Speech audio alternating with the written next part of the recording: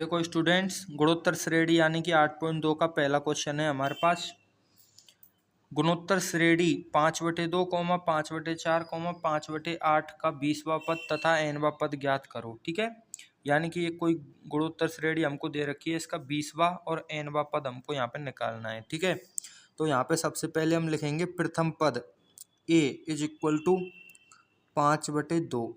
उसके बाद हम लिखेंगे द्वितीय पद यानी कि a2 इज इक्वल टू 5/4। ठीक है, यानी कि प्रथम पद और द्वितीय पद हमने यहाँ पे लिख लिए। तब हम जानते हैं कि सार्व अनुपात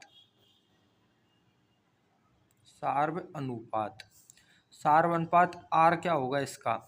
अगर हम दूसरे पद में पहले पद का भाग दे देते हैं तो वो सार्व अनुपात के बराबर होता है। ठीक है, तो यहाँ पे हम लिखेंगे A2/A1 जो हो जाएगा हमारे पास 5/4/5/2। ठीक है, ये हो गया हमारे पास 5/4 इंटू, इसको ऊपर ले जाएंगे तो उल्टा हो जाएगा ये, यानी कि 2/5 हो गया। ठीक है, 5 से 5 कट गया, 2 से 4 कट गया 2, यानी 1/2 आ गया।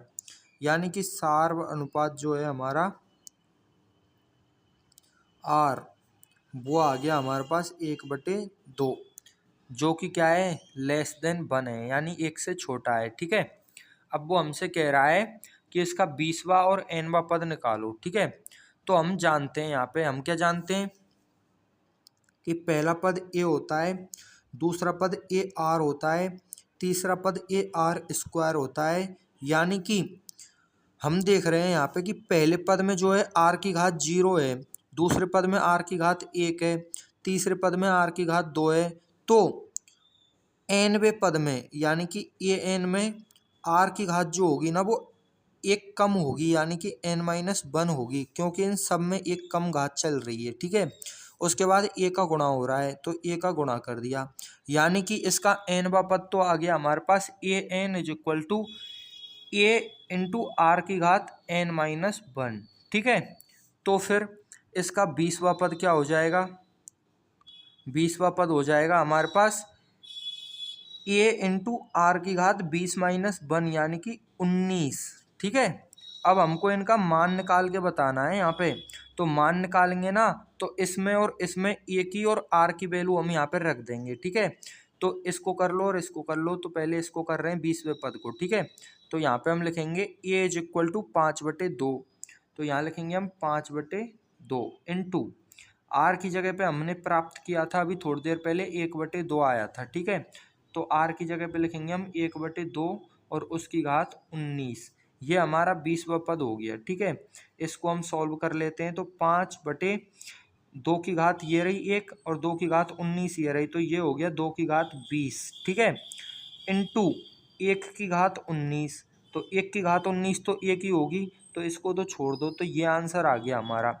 उसके बाद हम बात करते हैं ए एन की। तो देखो students, a n is equal to हो जाएगा हमारे पास, ए का मान रख दो 5/2 और आर की जो वैल्यू आई थी ना वो आई थी 1/2। ठीक है, और उसकी घात लगा दो n-1, तो ये हो जाएगा हमारे पास 5/r की घात n-1 ये रही, सॉरी 2 की घात n-1 ये रही और 2 की घात 1 ये रही, तो ये हो गया 2 की घात n-1 और प्लस 1। आधार समान होते हैं तो घातें आपस में जुड़ जाती हैं। ठीक है, अब ये मत सोचना कि ये घात तो ऊपर लग रही है, ऊपर लग रही है ना तो ये घात इस पे भी लग रही है और इस पे भी लग रही है। ठीक है, तो इस वाली को ले रहे हैं हम और 1 की घात कुछ भी हो उसको छोड़ रहे हैं। ठीक है, तो 2 की घात n-1 और 2 की घात 1 हो गए हमारे पास 2 की घात n, तो हमारे पास आंसर आ गया 5/2 की घात n। ठीक है, ये तो हमारा अंतिम पद आ गया, ये हमारा 20वां पद आ गया। ठीक है, अगर हमको 100वां पद निकालना होता तो कितना क्या हो जाता, 5/2 की घात 100। कैसे पता चला कि 20वें पद में आ रहा है 5/2 की घात 20, nवें पद में आ रहा है 5/2 की घात n, तो 100वां पद निकालेंगे हम तो 5/2 की घात 100 हो जाएगा। अगर वो हमसे पूछता -5वां पद निकालो तो हम निकालते 5/2 की घात -5, लेकिन पद की संख्या हमेशा 1 2 3 4 होती है, माइनस में नहीं होती, इसलिए -5वां पद क्या हो जाता, कुछ नहीं होता, दुनिया में होता ही नहीं वो। ठीक है, ये तो वैसे ही बताया है। देखो अब इधर क्वेश्चन नंबर 2। क्वेश्चन नंबर 2 देखो स्टूडेंट्स, उस गुणोत्तर श्रेणी का 12वां पद निकालो जिसका 8वां पद 192 तथा सार अनुपात 2 है। ठीक है, तो सबसे पहले उन चीज़ों को लिख लेते हैं जो हमारे पास दे रखी हैं। तो यहाँ पे दे रखा है 8वां पद यानी कि A8 इज इक्वल टू 192। अब यहाँ पे देखो स्टूडेंट्स, जो 8वां पद होता है ना वो होता है A इंटू आर की घात 7 यानी एक कम। ठीक है, अब हमारे पास ए की वैल्यू तो दे नहीं रखी तो ए ही है ए की वैल्यू तो, लेकिन आर की वैल्यू दे रखी है 2। चूंकि दिया हुआ है आर इज इक्वल टू 2 तो यहाँ पे हम लिखेंगे 2 की घात 7। ठीक है, यानी कि 192 is equal to a into 2 की घात 7 आ गया। तो ए की जो वैल्यू है वो आ गई हमारे पास 192 अपॉन 2 की घात 7। ठीक है, अब देखो इसको सॉल्व कर लेते हैं। तो इसको 2 से ही काटेंगे सबसे पहले। ठीक है, तो 19 में अगर हम 2 का भाग देंगे तो 18 आ जाएगा, 9 बार भाग जाएगा। ठीक है, एक बच गया, 12 हो गया। 12 में 2 का भाग देंगे तो 6 आ गया, और इसमें जो है यहाँ पे आ गया 2 की घात 6। ठीक है, अब देखो इसमें 96 में ना 4 का भी भाग जाता है। ठीक है, तो इसमें 4 का भाग दे रहे हैं अब हम डायरेक्ट ही।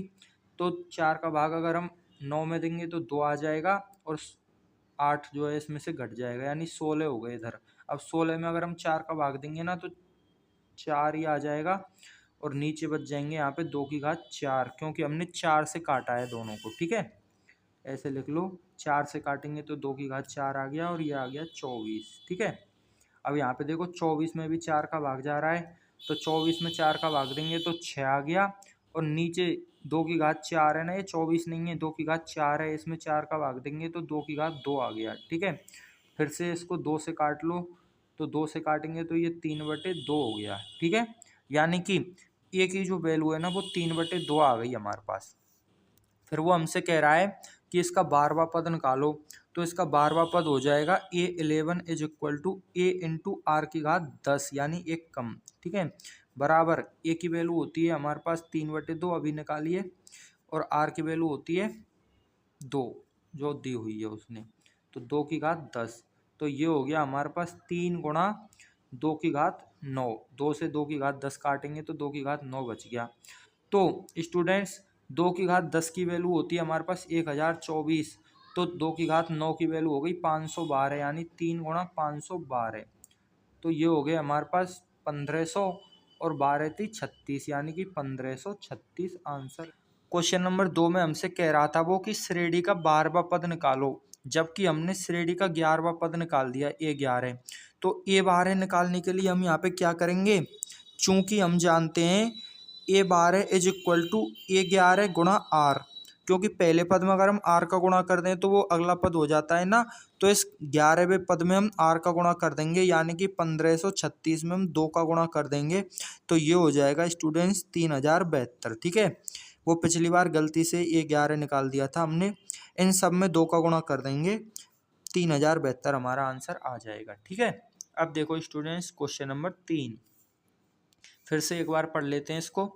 किसी गुणोत्तर श्रेणी के 5वें, 8वें और 11वें पद क्रम से पी क्यू एस हैं, तो दिखाइए कि p q square is equal to p into s. ठीक है, तो करते हैं, बहुत ही सिंपल क्वेश्चन है ये। देखो स्टूडेंट्स, हमारे पास 5वां पद दे रखा है A5 is equal to a into r की घात 4 इज इक्वल टू दे रखा है हमारे पास P। ठीक है, उसके बाद उसने दे रखा है हमारे पास 8वां पद यानी A8 is equal to AR⁷ is equal to Q। ठीक है, 8वां पद दे रखा है Q, और उसने एक और चीज दे रखी है स्टूडेंट्स, ये कुछ नहीं है। ठीक है, उसने दे रखी है हमारे पास 11वां पद S, यानी कि A11 is equal to AR⁻10 is equal to S। ठीक है, S है ये, 5 नहीं है। इस प्रकार से ये चीज़ हमारे पास उसने दे रखी है। तो अब हम क्या करेंगे, देखो स्टूडेंट्स, हमको यहाँ पे दिख रहा है कि ये 10 है, और ये कितना है 7 और 4 11। ठीक है, तो 10 और 11 में कोई मतलब कॉमन चीज आ रही है क्या, तो कॉमन चीज आए ना आए हमको क्या करना है, हमको तो इसमें जो है वैल्यू पुट करके दिखानी है, तो हमको करना है क्यू स्क्वायर। ठीक है, तो हम क्यू स्क्वायर कर देते हैं यहाँ पे। तो जब हम क्यू स्क्वायर करेंगे ना, तो देखो स्टूडेंट्स यहाँ पे एक चीज़ दिख गई हमको, क्या दिख गई, क्यू की वैल्यू यहाँ से रख देते हैं हम, ए आर की घात 7 का स्क्वायर बराबर हो गया स्टूडेंट्स ये हमारे पास ए स्क्वायर और आर की घात 7 दूनी 14, ए की घात 2 और आर की घात 14, ठीक है। घातों का आपस में गुणा हो जाता है, ये चीज़ आ गई हमारे पास, ठीक है। अब यहाँ पे देखो हमको जो क्यू स्क्वायर है ना, ये पी और एस के बराबर करना है, यानी कि हमको, आप इधर चाहो तो इधर लिख लो, पी और एस के बराबर करना है। तो पी और एस की वैल्यू हो जाएगी हमारे पास, पी की वैल्यू यहाँ से रख दो ए आर की घात 4 इंटू एस की वैल्यू हो जाएगी हमारे पास ए आर की घात 10, ए आर की घात 10, ठीक है।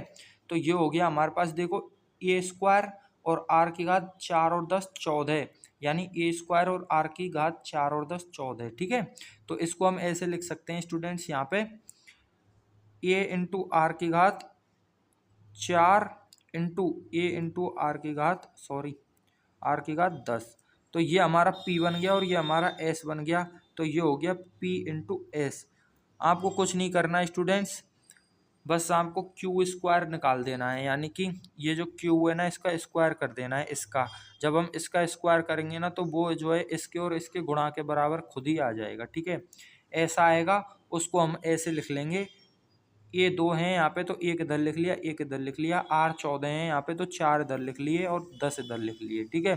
तो ये बन गया P और ये बन गया S, तो क्यू स्क्वायर बराबर आ गया पी एस, ठीक है स्टूडेंट्स। इस प्रकार से प्रूव हो गया।